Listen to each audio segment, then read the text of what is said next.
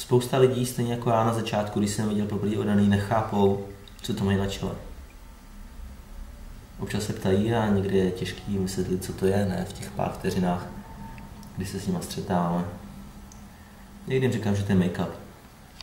Často se ptají, co to je, jako z čeho to je. No, tak na to jsou různý odpovědi. Někdo říká, to je posvátný jíl z gangy. No, někdo říká, no to je takový bláto. Jsou různý styly prezentace, ne, jak vysvětlit, co to je. Tilak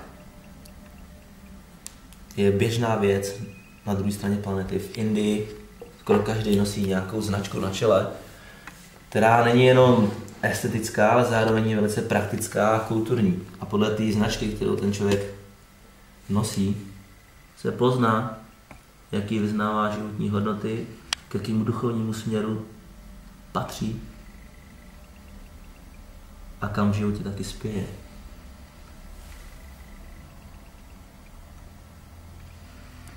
Členové hnutí Hare Krishna si malují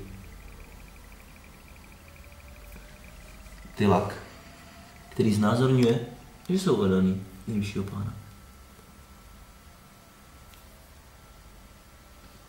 Má to tisíce různých hlubokých významů.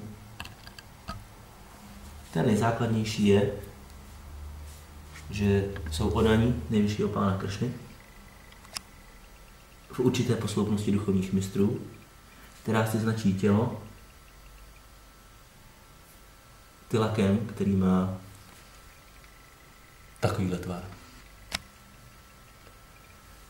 Původně se tilak nanáší na 12 míst na těle a v ideálním případě po tom, co se člověk vykoupe. Na začátek každému postačí, když si ho namaluje na čelo. Protože to čelo to je jediné místo na těle, které je označeno tilakem a je na první pohled hnedka vidět. Člověk si okamžitě může toho člověka zařadit.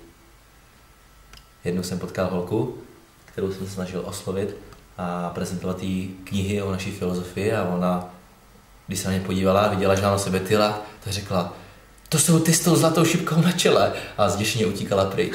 Jo? Je vidět, že takováhle osoba je přesně ta, která potřebuje pár detailních informací k tomu, aby viděla, co to vlastně je. Jo? To, co nosí tí s tou zlatou šipkou na čele. Hare Krishna.